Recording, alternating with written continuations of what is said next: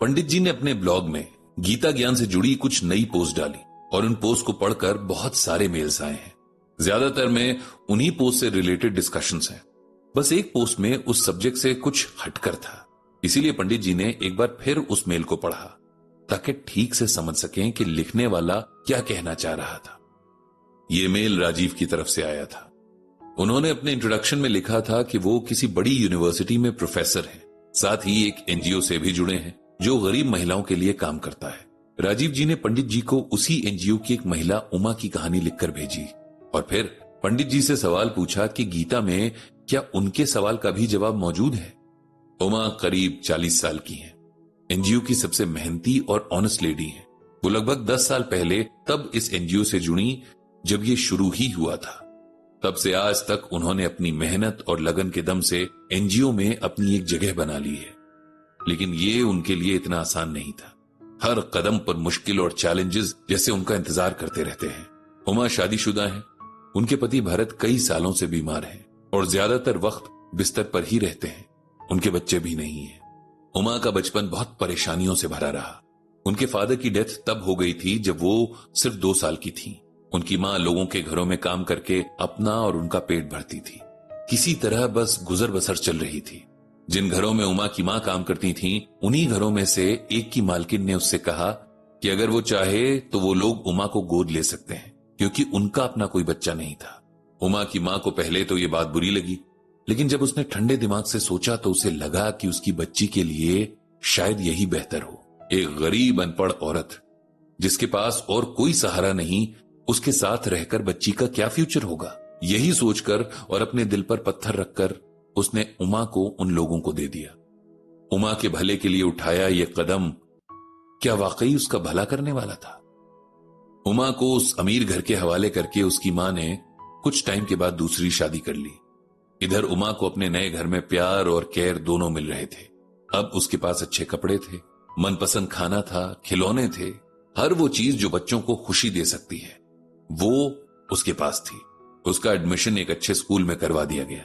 सब अच्छा हो रहा था कि उमा के भाग्य ने फिर पलटी मारी और जिस कपल ने उसे गोद लिया था उनकी खुद की एक बेटी हो गई। इतने सालों बाद वो लोग अपने बच्चे की उम्मीद छोड़ चुके थे, लेकिन फिर ये चमत्कार हो गया। इस चमत्कार ने उस घर को खुशियों से भर दिया। लेकिन उमा की जिंदगी में एक बार फिर दुखों ने दस्तक दी थी। जो लोग कल तक उसे प्यार करते न थकते थे, आज उन्हें वो बोझ लगने लगी थी। या जल्दबाजी में लिया एक गलत फैसला। कुछ दिन तक सोचने के बाद उन लोगों ने फिर उसकी मां का पता लगाया और उसे वहां छोड़ने चल दिए, क्योंकि उसे गोद किसी लीगल प्रोसेस से तो लिया नहीं गया था।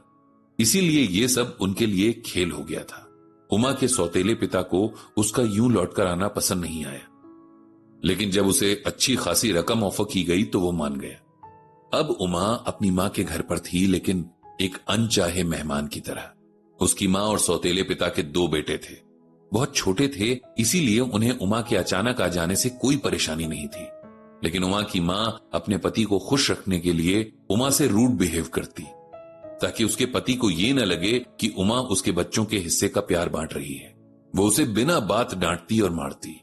उमा का भोला मन ये समझ नहीं पाता कि आखिर उसे किस गलती की सजा मिल रही है। किसी तरह बचपन बीता तो उसके सौतेले बाप ने बहुत कम उम्र में ही अपने एक दोस्त के आवारा और निकम्मे बेटे से उमा की शादी करवा दी। शादी क्या थी, एक तरह से उसने अपने सर से एक बोझ उतार कर फेंक दिया था। उसकी अपनी मां ने भी इस पर कोई ऑब्जेक्शन नहीं किया। शायद उसे अपनी जिंदगी का सुकून अपनी बेटी की खुशियों से ज्यादा प्यारा था।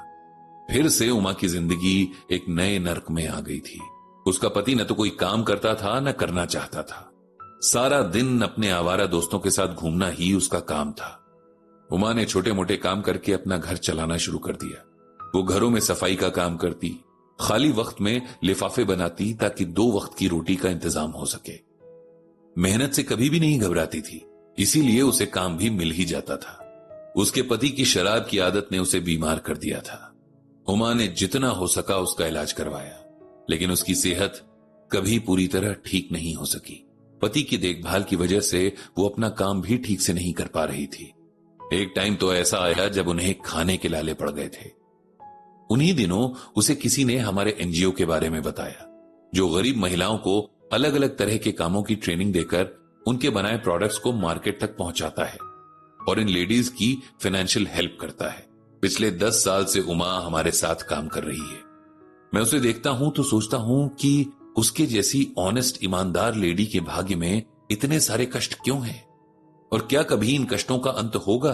कर्मों के फल के बारे में मैं भी जानता हूं, लेकिन मैं ये समझना चाहता हूं कि कोई ये कैसे समझ पाएगा कि अब उसके पिछले जन्मों के कर्मों का इफेक्ट खत्म हो गया है और अब उसे थोड़ी राहत मिलेगी। अगर आप गीता ज्ञान के जरिए मुझे ये समझा सकें तो मुझे बहुत अच्छा लगेगा। पंडित जी ने मेल पढ़ा और राजीव जी के सवाल को समझना चाहा। राजीव जी कर्म फल को तो समझ रहे हैं, लेकिन साथ ही ये भी जानना चाहते हैं कि कर्मों की वैलिडिटी कब तक होती है, कब इंसान अपने किए कर्मों का फल भुगत कर फिर से नए कर्मों के लिए तैयार हो जाता है। अपने गीता ज्ञान के आधार पर पंडित जी ये तो जानते हैं कि हम कभी भी बिना कर्म किए नहीं रह सकते हैं, क्योंकि चाहे हम हाथों से काम ना भी करें तब भी हमारा दिमाग तो हर वक्त काम करता ही रहता है और सोच भी एक कर्म ही है। इसीलिए ऐसा नहीं होता कि हम पहले पुराने कर्मों का हिसाब चुकाएं और फिर नए कर्म करें। ये तो साथ साथ चल रहा होता है। पुराने अकाउंट सेटल करते हुए हम नए अकाउंट बना रहे होते हैं। इसीलिए यह सोचना कि एक बार कष्ट झेलकर हमने पुराने सारे कर्मों का फल भुगत लिया है, ये गलत है। इन कष्टों को झेलने के दौरान भी हमने कई नए कर्म कर लिए हैं जिनका फल भी हमें भुगतना ही होगा। अगर इंसान सच में इन सबसे मुक्त होना चाहता है तब उसे भगवान की शरण में आना चाहिए। एक वही है जो हमें हर तरह से उबार सकते हैं। गीता में भगवान श्री कृष्ण कहते हैं, सर्वधर्मान परित्यज्य मामेकम शरणम व्रजम अहम त्वाम सर्व पापेभ्यो मोक्षयिष्यामि मा शुचः। इसका मतलब है कि भगवान श्री कृष्ण अर्जुन से कहते हैं, हे अर्जुन, हर आश्रय को त्याग कर केवल मेरी शरण में आओ, मैं तुम्हें सभी पापों से मुक्ति दिला दूंगा। इंसान अपने किए कर्मों से भाग नहीं सकता, ना ही नए कर्म करने से बच सकता है, लेकिन भगवान श्री कृष्ण की शरण में जाने से अपने किए पापों का बोझ कम कर सकता है। ये सब बातें मन में सोचकर पंडित जी राजीव जी को उनके मेल का जवाब लिखने बैठ गए। उन्होंने मनी मन भगवान श्री कृष्ण से सबको सद्बुद्धि देने की प्रार्थना की।